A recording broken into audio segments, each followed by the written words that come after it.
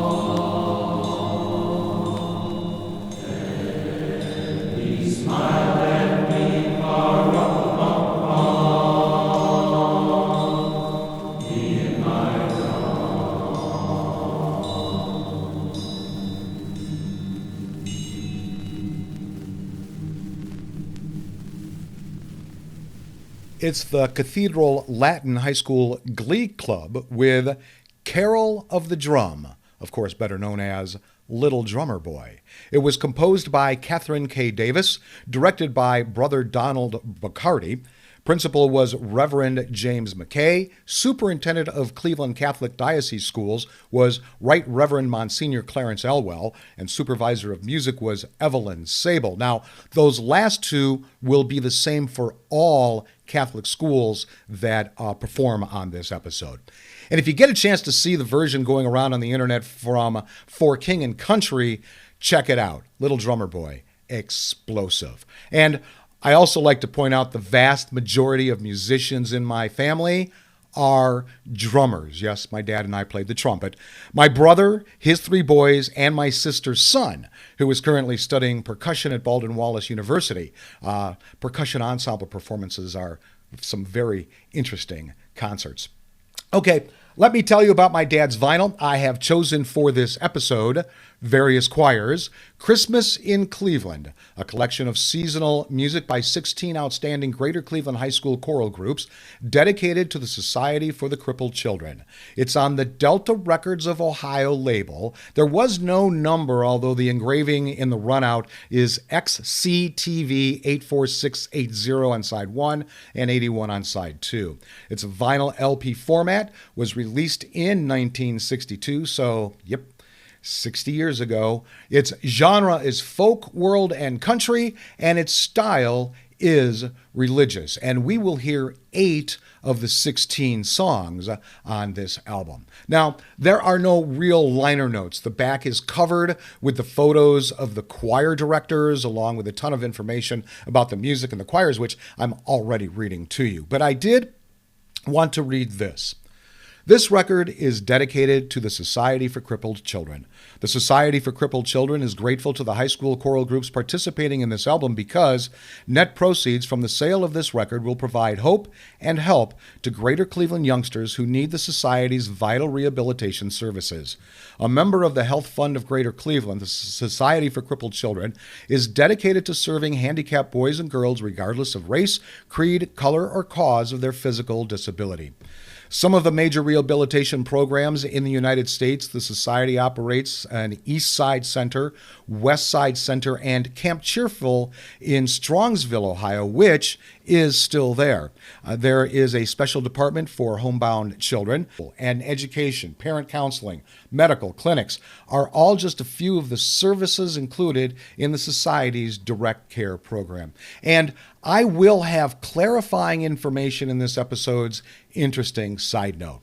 Okay, let's see what prices this record is being sold at on Discogs.com. Well, looky here, it's never been sold, and I am one of only 6 people on the site who have it in their collection. I couldn't find a copy on eBay or Amazon, so it seems to be pretty rare. My dad's record is in fair condition, plenty of crackling, so he must have pulled this one out a lot during the holidays. The cover is in great condition. The plastic coating has protected the cover really well. The cover, by the way, is a green-hued photo of Public Square with the Terminal Tower dominating the center. It was once the tallest building in the Midwest. Now it's not even the tallest building on the square in Cleveland.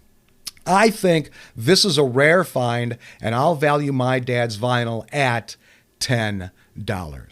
Okay, now for another suburban Cleveland high school choir. To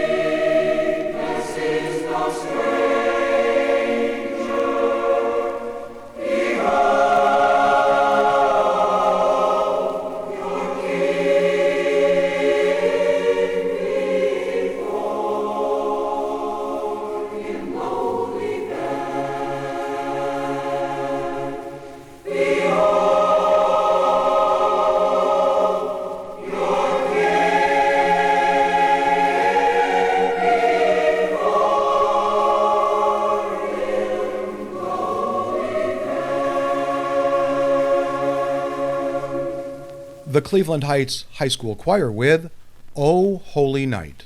It is a traditional song, so not sure who wrote it. It was directed by George F. Strickling with music director John F. Farinacci. Now, I need to take a quick note here that I was not able to determine if he was related. My dad's mom is a Farinacci. The principal of the school was Paul Nash, and superintendent was Dr. Theos Anderson. Well, I talked about Christmas Eve dinners at my grandparents', but nothing compared to the Christmas Day feasts my parents put on. The food came in waves. First, there were all the appetizers, including the shrimp I was responsible for in later years. There would be all sorts of dips and cheeses for crackers and bread, and, of course, the bar was open. Then it was time for a toast before we wandered off to the table for part 2, the antipasto. The course was an adventure to get to the table. It started the week before with my parents trekking to Aleshi's, the Italian grocery store originally in Mayfield and now in Wickliffe, Ohio. I still head up there when I want some good Italian deli meats or really good ricotta. My dad would build the 2 trays the day before, being extra careful to make each tray identical, even if that meant eating some of the strays. Each tray would sit at each end of the long table we needed to accommodate up to 18 of us on any given Christmas.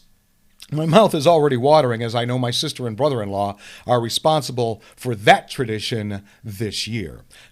A short break was necessary to clear out the antipasta plates and finish preparing the main part of the feast, which included all sorts of sides, potatoes, vegetables, rolls, and usually a rather large roast beef. Now, my dad has his connections and would get a really large and good cut. And in what would become tradition the last several years, I myself would cut the roast beast. And last but not least, after the table was collapsed and the furniture was moved back into the living room, after the more than an hour it took to hand out and unwrap all those presents, we would finally get to a table full of sweet goodies. The highlight of these being my dad's rum cake. Friends and relatives would travel from a little far and wide to partake in the cake, so much so that he was making 2 each year. And this process was always the same when spooning the rum-sugar mixture that made it moist, a teaspoon for the cake and a teaspoon for my dad. Those were some of my favorite traditions. And next up, we'll hear about a Cleveland area Cleveland tradition after we hear from another Cleveland area Catholic choir.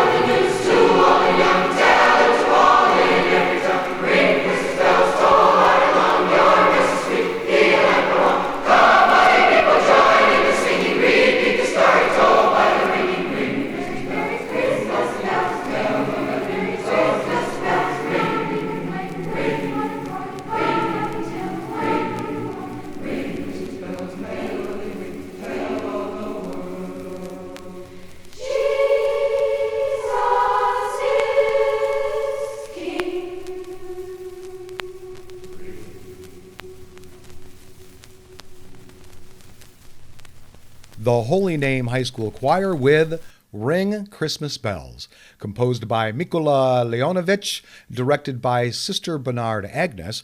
Principal was Reverend George Epley, and they are a part of the Catholic Diocese of Cleveland. Mr. Tingling, how you tingling, keeper of the keys?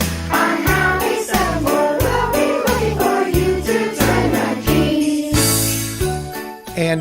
heart of the Cleveland Christmas tradition was Mr. Jingling, keeper of the keys to Santa's workshop. Mr. Jingling was originally sponsored by Hallie's, a local department store. He served as the store's Christmas season spokesman on television and also acted as Santa's representative in the store. Mr. Jingling became the keeper of the keys as a reward for saving Christmas when Santa lost the key to his treasure house of toys. Jingling saved the day by making a new key. Mr. Jingling was created in 1956 by Frank Jacoby, head of a Chicago advertising agency, to promote the toys sold at Hallie's department store in Cleveland. This was originally planned as a one-time promotion for the 1956 holiday season, but was immediately popular and became an annual tradition. Mr. Jingling was Santa's top elf, who counted down the days from Thanksgiving to Christmas for Santa. He wore a green and gold costume with a wide black belt and carried a large key ring with all the keys for Santa's workshop. He had white hair like Santa, but was bald on top and had no beard. He could be found between Thanksgiving and Christmas on the 7th floor of Hallie's. After Hallie's closed in 1982, Mr. Jingling moved to Santaland on the 10th floor of Higbee's department store. Children could sit on his lap and tell Mr. Jingling what they wanted for Christmas, knowing he had a direct connection to Santa. At the end of the visit, he gave each child a large cardboard key. The children were told to put the key under their pillow on Christmas Eve. This would help them fall asleep and have good dreams while waiting for Santa to come. During the Christmas season, Mr. Jingling also appeared for a 5-minute daily segment on the Captain Penny local children's television series on WEWS TV Channel 5, where he would tell stories and sing songs about the North Pole. His appearances began and ended with the Mr. Jingling advertising jingle, which reminded children that he could be seen in person on the 7th floor of Hallie's department store. Several actors have portrayed Mr. Jingling over the years, most notably Earl Keyes, quite aptly named, who took over in 1965, acquired the copyright for the character in the 1980s when Higbee's, which took over for Hallie's, went out of business, and made his last appearance in 1995 at the building that adorns the album cover for this episode, now called Tower City Center. Greg Benedetto is now playing the role of Mr. Jingling, making public appearances throughout Northeast Ohio. He still hands out cardboard keys just like the ones from Hallie's, singing songs, telling stories, and keeping the tradition alive for generations, old and new. Next up, a choir from a high school named after an early U.S. Supreme Court Chief Justice.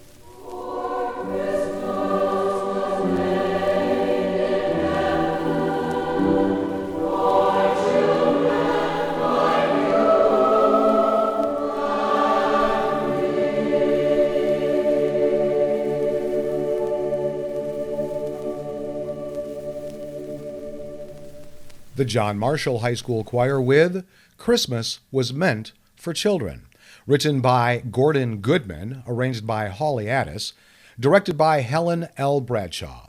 John Marshall is part of the Cleveland Public Schools, whose superintendent was Dr. William Levinson, and director of music was Ernest Manring.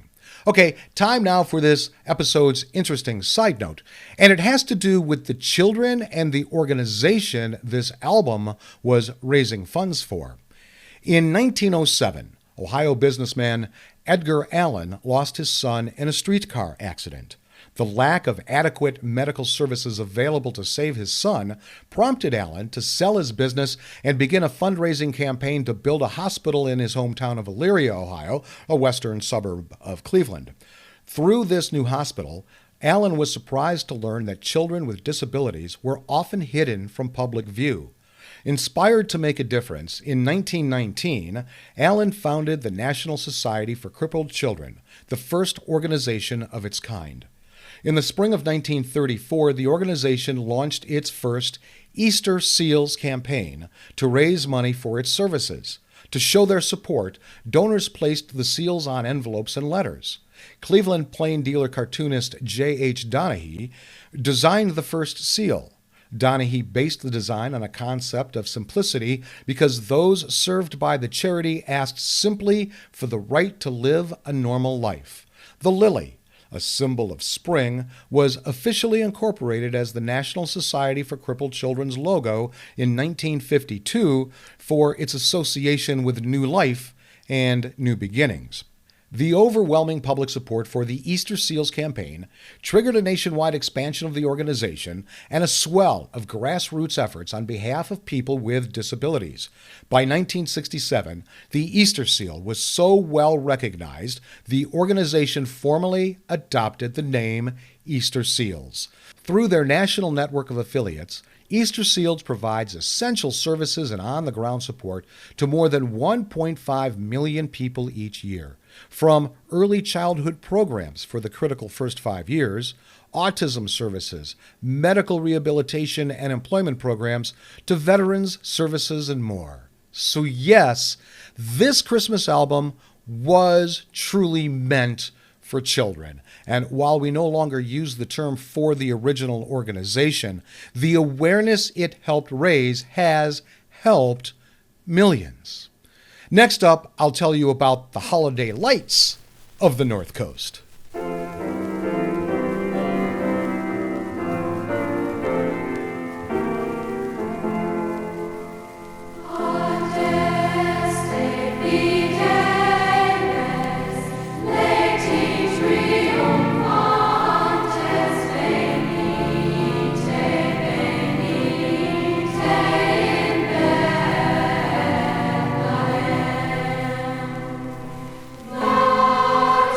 Be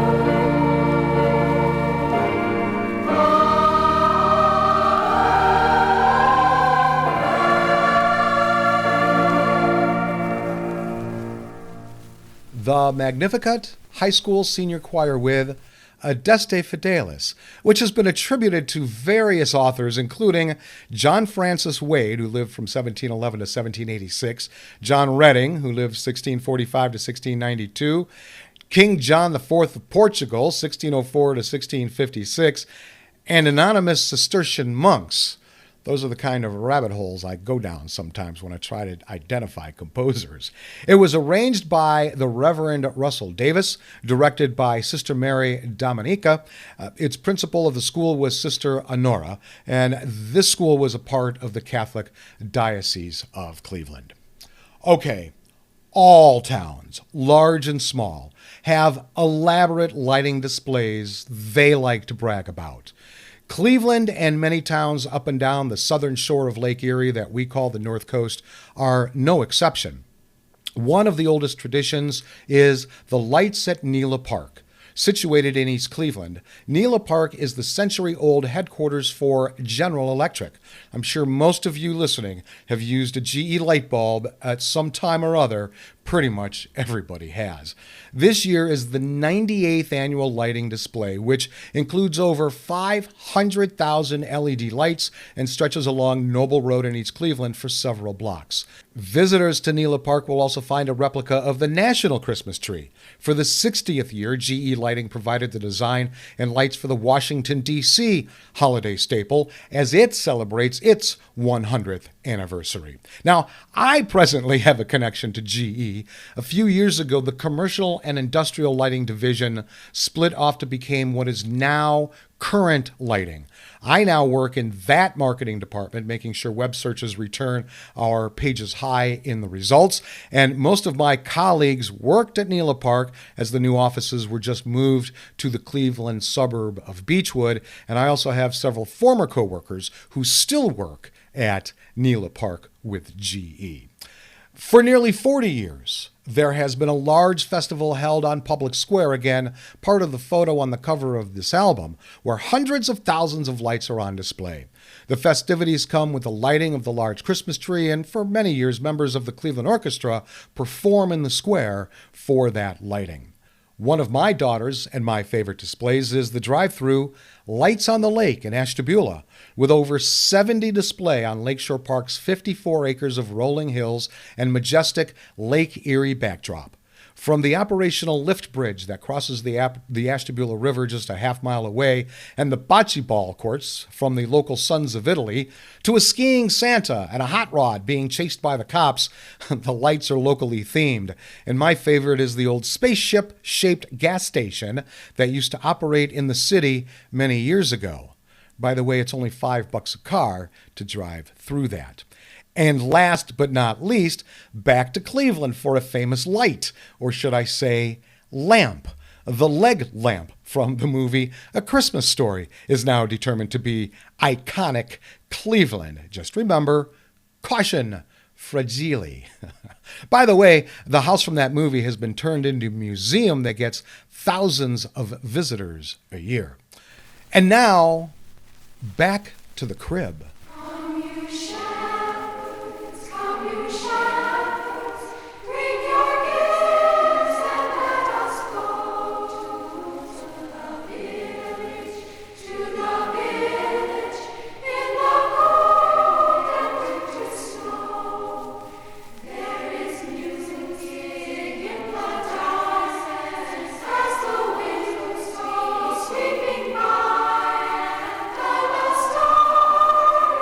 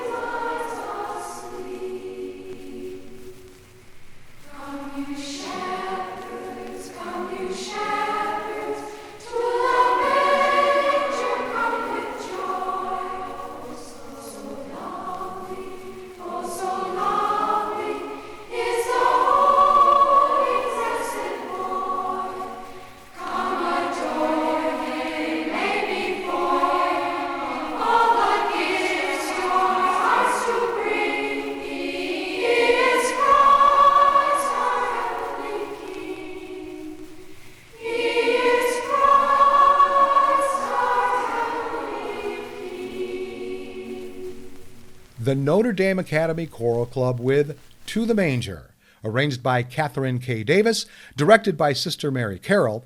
The principal of the school was Sister Mary Rian, and they are a part of the Catholic Diocese of Cleveland. Well, I hope you enjoyed this episode as much as I enjoyed bringing it to you. I also hope you forgive me for sharing maybe too many memories from my family's Christmas past, but my wish is that you all have those kind of memories to fall back on as well. While the music that emanated from my parents' stereo at dinner time over the years was mostly that up-tempo happy music you mostly hear on this show, they had plenty of Christmas music to play during those long holiday meals. So, cheers, Mom and Dad. I hope we continue to carry on the Christmas dinner tradition. We're going to try anyway. So, time now for one last quick ride.